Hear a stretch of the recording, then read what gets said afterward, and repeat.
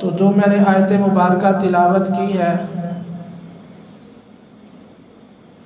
وَيُنَجِّي اللَّهُ الَّذِينَ اتَّقَوْا بِمَفَازَتِهِمْ، اللہ تعالیٰ نے اس کے اندر یہ فرمایا ہے کہ نجات پا گیا وہ شخص جو تقوی اختیار کرنے والا ہے، جس نے تقوی اختیار کیا، شرک سے بچ گیا۔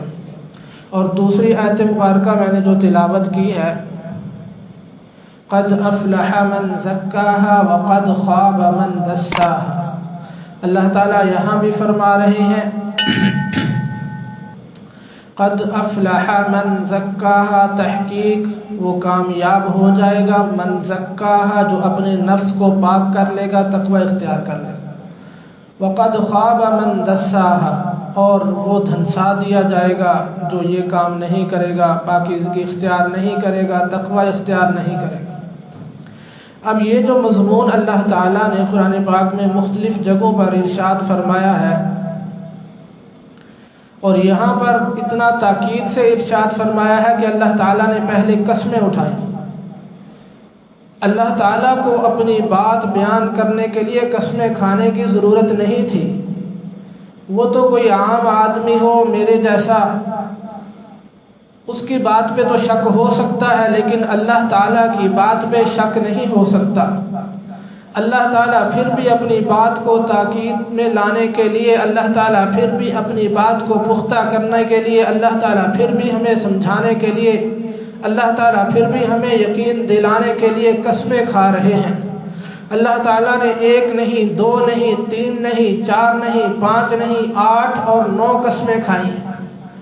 والشمس وضحاها والقمر اذا تلاها والنهار اذا جلاها والليل اذا يغشاها والسماء وما بناها والارض وما طحاها ونفس وما سواها فألهمها فجورها وتقواها قد افلح من زكاها۔ اب اللہ تعالیٰ یہ 8 اور 1 اپنی ذات کی قسم 9 قسمیں کھا کر یہ مضمون بیان کر رہے ہیں۔ سورج کی قسم کھا رہے ہیں، چاند کی قسم کھا رہے ہیں، اس کی روشنی کی قسم کھا رہے ہیں، زمین کی قسم کھا رہے ہیں، آسمان کی قسم کھا رہے ہیں، انسان کے نفس کی قسم کھا رہے ہیں، جان کی قسم کھا رہے ہیں۔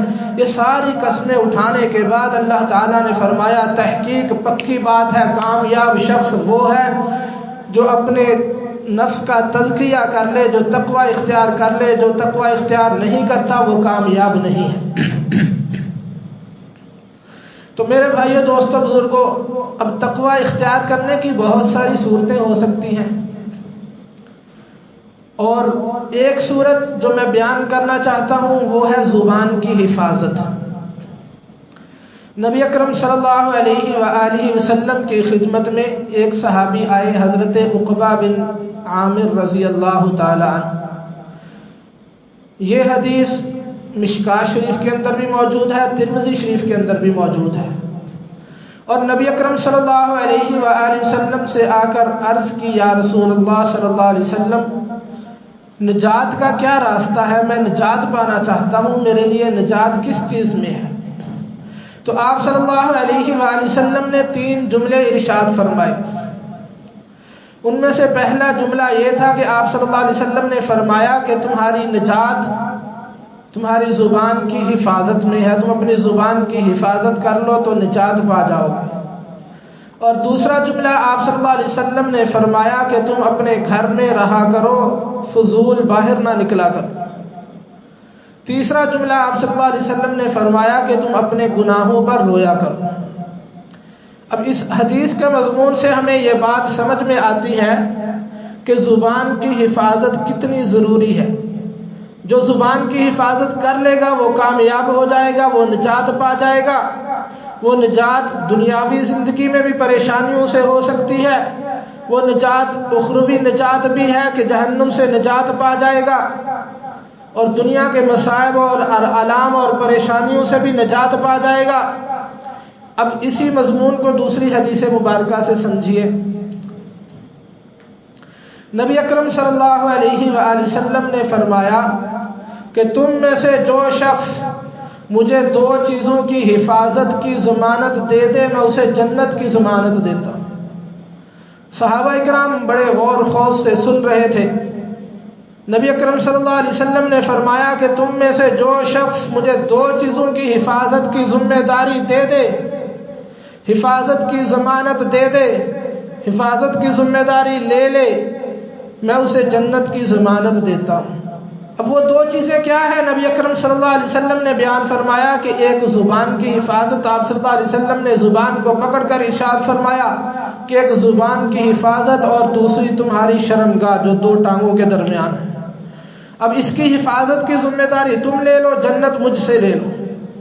اب اس مضمون میں بھی ہمیں نبی اکرم صلی اللہ علیہ وآلہ وسلم کے ارشاد سے یہ بات سمجھ میں آ رہی ہے کہ زبان کی حفاظت کتنی ضروری ہے۔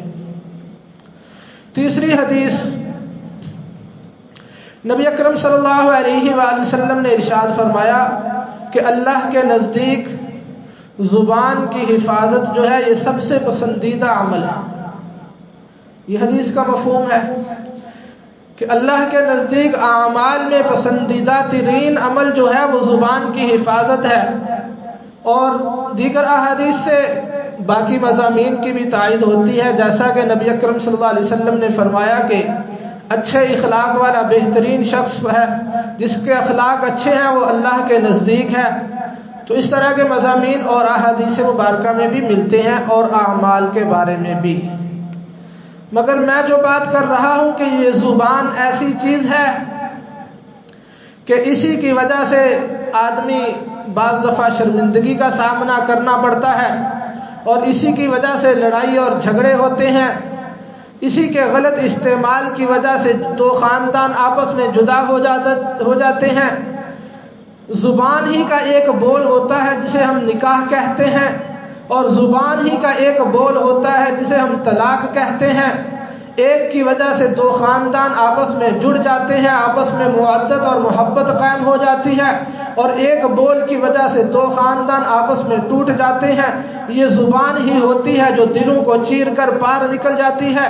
یہ زبان ہی کا بول ہوتا ہے جو کبھی شہد سے زیادہ میٹھا ہوتا ہے اور کبھی زہر سے زیادہ کڑوا ہوتا ہے۔ یہ زبان ہی کا بول ہوتا ہے جو کبھی تلوار سے زیادہ تیز ہوتا ہے اور کبھی ریشم سے زیادہ نرم ہوتا ہے۔ یہ زبان ہی کا تو بول ہوتا ہے جو ہمارے لڑائی جھڑپوں کی بنیاد بنتا ہے۔ یہ زبان ہی کا تو بول ہوتا ہے جو ایک دوسرے کے خلاف نفرتیں پھیلاتا ہے۔ یہ زبان ہی کا تو بول ہوتا ہے جس کی وجہ سے ہم دوسرے کے دل کو جیت لیتے ہیں۔ یہ زبان ہی کا تو بول ہوتا ہے جس کی وجہ سے ہم دوسروں پر راج کرتے ہیں۔ یہ زبان ہی کا تو بول ہوتا ہے جس کی وجہ سے ہم کسی کی نظر میں گر جاتے ہیں۔ یہ زبان ہی کا تو بول ہوتا ہے جس کی وجہ سے ہم دوسرے کی نظروں میں بالکل گھٹیا انسان بن جاتے ہیں۔ تو میرے بھائیوں، دوستوں، بزرگوں، یہ زبان کا اعمال میں بہت بڑا کردار ہے۔ اگر کسی شخص نے زبان کی حفاظت کر لی تو وہ کامیاب ہو گیا، اور اگر کسی نے زبان کی حفاظت نہیں کی، اس لیے کہتے ہیں نا کہ پہلے تولو پھر بولو۔ جو شخص پہلے تولتا ہے، سوچتا ہے، سمجھتا ہے کہ میں نے کیا بات کرنی ہے، کتنی کرنی ہے، کہاں کرنی ہے، لہجہ کون سا ہونا چاہیے، سخت گفتگو کرنی ہے یا نرم گفتگو کرنی ہے، کتنی دیر گفتگو کرنی ہے، کس سے گفتگو کرنی ہے، تو وہ کامیاب ہو جاتا ہے۔ جو نہیں سوچتا، بلا سوچے سمجھے جو آتا ہے زبان سے نکالتا رہتا ہے، اول فول بکتا رہتا ہے، وہ جگہ جگہ پہ ناکام ہوتا ہے اور ذلیل ہوتا ہے۔ یہ ہمارا دنیاوی مشاہدہ ہے، ہم دیکھتے رہتے ہیں۔ جو زیادہ باتیں کرنے والا ہو، بات بات پہ دوسروں پر کیچڑ اچھالنے والا ہو، اللہ تعالیٰ بھی اس کو جگہ جگہ پہ ذلیل کرتے ہیں۔ تو میرے بھائیوں، دوستوں، بزرگوں، اس پر امام مالک رحمۃ اللہ علیہ جو مدینہ میں رہتے تھے، ان کے زمانے کا ایک واقعہ ہے جو میں نے خواجہ عبد الماجد صدیقی رحمۃ اللہ علیہ کی تقریر سے سنا، ان کی تقریر میں سنا۔ فرماتے ہیں کہ ان کے زمانے میں ایک عورت وفات پا گئی۔ اب اس کو خواتین غسل دے رہی ہیں، مدینہ شریف کا واقعہ۔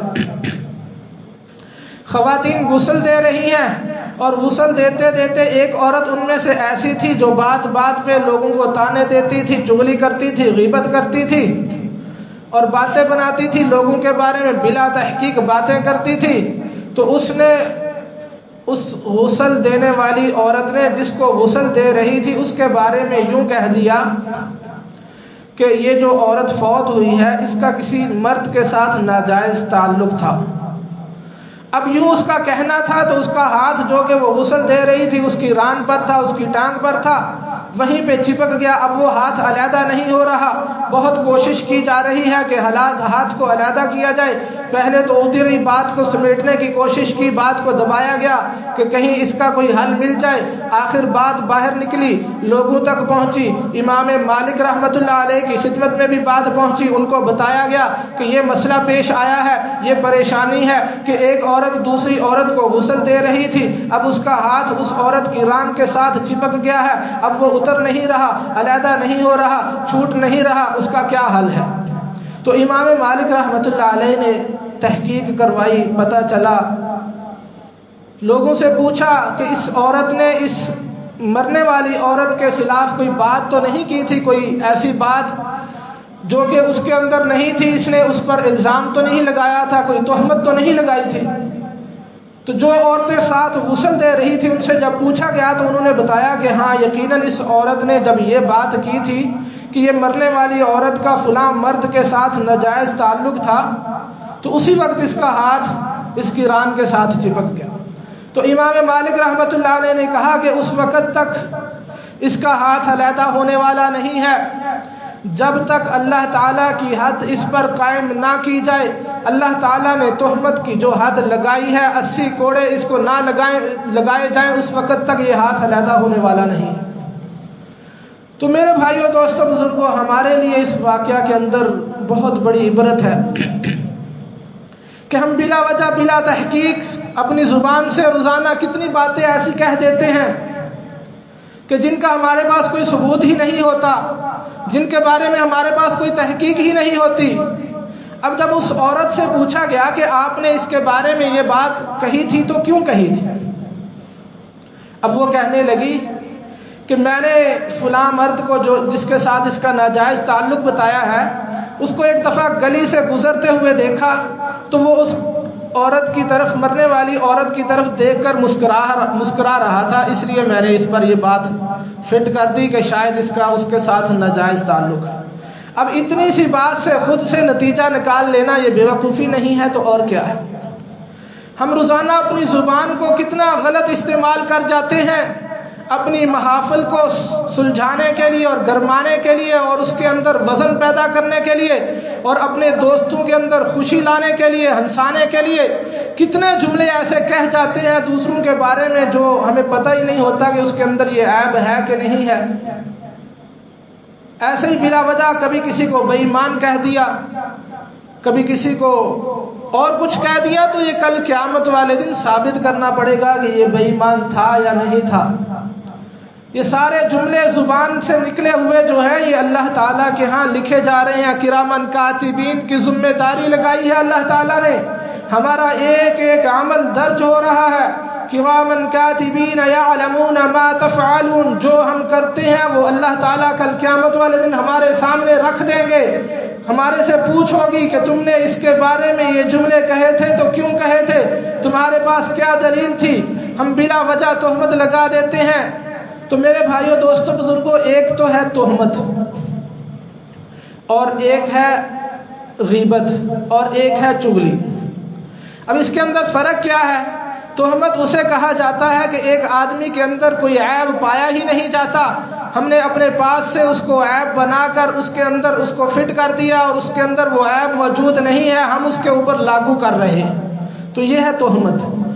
اور غیبت وہ ہے کہ آدمی کے اندر وہ عیب تو موجود ہے لیکن اس کی غیر موجودگی کے اندر ہم اس کا ذکر کر رہے ہیں کہ اگر اس کے سامنے اس کا ذکر کیا جائے تو اس کو برا محسوس ہو، یہ بھی جرم ہے. اور چغلی وہ ہے کہ جس آدمی کی ہم غیبت کر رہے ہیں اور غیبت کرنے کے بعد ہم اس سے، جس کے سامنے غیبت کر رہے ہیں، اس سے یہ بھی چاہ رہے ہیں کہ یہ شخص اس کو نقصان پہنچائے، یہ شخص اس کو سزا دے، یہ شخص اس پر تعزیرات قائم کرے، یہ شخص اس کو برا بلا کہے، اس سے یہ بھی چاہ رہے ہیں. ہماری بیان کرنے کی، ہماری غیبت کرنے کی مطلب، غیبت کرنے کی خواہش، غیبت کرنے کا مطلب یہ ہوتا ہے کہ اس کو سزا دلوائی جائے اور اس کو برا بلا کہا جائے، میرے ساتھ مل کر یہ بھی اس بات کا ڈنڈورا پیٹے عوام کے اندر، تو یہ ہوتی ہے چغلی. تو یہ سارے جرم ہیں، یہ زبان کے جرم ہیں، غیبت ہو، چغلی ہو، تانا زنی ہو. تہمت ہو، کوئی بھی ہو، یہ سارے زبان کے جرم ہیں۔ اللہ تعالیٰ نے قرآن پاک کے اندر فرمایا وَيْلٌ لِكُلِّ ہُمَزَةٍ لُمَزَةٍ، ہلاکت ہے ان لوگوں کے لیے جو بلا تحقیق بات کرتے ہیں، عیب لگاتے ہیں اور منہ پر بات کرتے ہیں۔ یہ ہلاکت کا اللہ تعالیٰ نے قرآن پاک میں فرما دیا۔ اور پھر اسی صورت میں اللہ تعالیٰ نے آگے فرمایا نار اللہ الموقدہ۔ اب آپ سمجھتے ہیں نار اللہ الموقدہ، آگ کے اندر اس کا ٹھکانہ ہے۔ زبان کی حفاظت نہ کرنے والے کا ٹھکانہ آگ کے اندر بتایا جا رہا ہے۔ تو ہمیں زبان کی حفاظت کرنی ہے۔ کس طرح کرنی ہے؟ ہمیں یہ سوچنا چاہیے کہ ہم جو جملہ کہہ رہے ہیں اس کو اللہ کے ہاں لکھا جا رہا ہے اور کل قیامت والے دن ہمارے سامنے پیش ہوگا۔ اس کی مثال یوں سمجھ لیجئے کہ کوئی آدمی بات کر رہا ہو، گفتگو کر رہا ہو، تو اس کے سامنے ہم کہہ دیں کہ آپ کی کال ریکارڈ ہو رہی ہے، یا کیمرے کی آنکھ آپ کو دیکھ رہی ہے، یا ویڈیو آپ کی بن رہی ہے، تو بڑا محتاط سا ہو جاتا ہے۔ ایک دم وہ اپنے آپ کو سیٹسفائی کر لیتا ہے، سیدھا ہو کے بیٹھ جاتا ہے۔ اگر ویڈیو بن رہی ہے، اگر گفتگو کر رہا ہے، تو وہ بڑا محتاط ہو جاتا ہے کہ میری کوئی ایسی بات نہ نکل جائے، میرے منہ سے کوئی ایسی بات نہ نکل جائے جو کل مجھے شرمندگی کا سامنا کرنا پڑے۔ تو جب ہمارے ذہنوں کے اندر یہ بات ہوگی کہ کل قیامت والے دن اللہ تعالیٰ کا سامنا کرنا ہے، عدالت لگنی ہے، اور وہاں پر اللہ تعالیٰ کے سامنے ہمارے اعمال نامہ کھولا جائے گا، ہمارے الفاظ جو ہم نے زبان سے نکالے تھے وہ سارے کے سارے وہاں موجود ہوں گے، اور ہماری زبانوں پر تالے لگے ہوں گے۔ اليوم نختم على افواہہم وتکلمنا ایدیہم وتشہد ارجلہم بما كانوا يعملون۔ تو یہ آیات ہمیں یہ بتا رہی ہیں کہ اس دن زبان پر تالا لگ جائے گا اور ہاتھ اور پاؤں خود بول کر گواہی دیں گے کہ ہم سے اس نے یہ فلاں کام غلط کیا تھا، فلاں کام غلط کیا تھا۔ تو میرے بھائیوں، دوستو، بزرگوں، اس غیبت اور چغلی پر بھی نبی اکرم صلی اللہ علیہ وآلہ وسلم نے احادیث مبارکہ میں ہمیں پتہ چلتا ہے کہ آپ صلی اللہ علیہ وآلہ وسلم جا رہے ہیں، دو قبروں پر آپ صلی اللہ علیہ وسلم کا گزر ہوتا ہے۔ آپ صلی اللہ علیہ وسلم کے ساتھ نبی اکرم صلی اللہ علیہ وسلم کے صحابہ بھی ہیں۔ آپ صلی اللہ علیہ وسلم رک جاتے ہیں اور ان قبروں کا احوال نبی اکرم صلی اللہ علیہ وسلم کے سامنے پیش کیا جاتا ہے۔ نبی اکرم صلی اللہ علیہ وسلم کو اس کا بتایا جاتا ہے کہ دونوں پر اللہ تعالیٰ کی طرف سے عذاب ہو رہا ہے۔ آپ صلی اللہ علیہ وسلم وہاں رک کر ان کے لیے دعائیں مغفرت کرتے ہیں اور کھجور کی چھڑیاں منگوا کر ان کی قبروں پر رکھ دیتے ہیں، اور فرماتے ہیں صحابہ سے کہ ایک شخص کو چغلی اور غیبت کرنے کی وجہ سے عذاب ہو رہا تھا، اور دوسرے شخص کو پیشاب کے چھینٹوں سے نہ بچنے کی وجہ سے عذاب ہو رہا تھا۔ اب ہمارے لیے یہ معمولی سا عمل ہے کہ پیشاب کے چھینٹوں سے نہیں بچا جاتا، یا چھوٹی سی بات جو ہمیں پتہ ہی نہیں ہوتا، زبان کو ہم بلا وجہ استعمال کرتے رہتے ہیں، جہاں ضرورت نہیں ہوتی وہاں بھی بے دھڑک استعمال کرتے ہیں۔ تو ہمارے اکابرین کا معمول یہ تھا کہ وہ اکثر اوقات چپ رہا کرتے تھے۔ اب نبی اکرم صلی اللہ علیہ وسلم نے بھی فرما دیا من سکت نجات، جو چپ رہا وہ نجات پا گیا۔ اور میں نے جو پہلے احادیث مبارکہ ذکر کی ہیں ان کے اندر بھی آپ صلی اللہ علیہ وسلم نے یہی فرمایا کہ جو زبان کی حفاظت کر لے گا وہ کامیاب ہو گیا، اور زبان کی حفاظت کرنا سب سے بہترین عمل ہے۔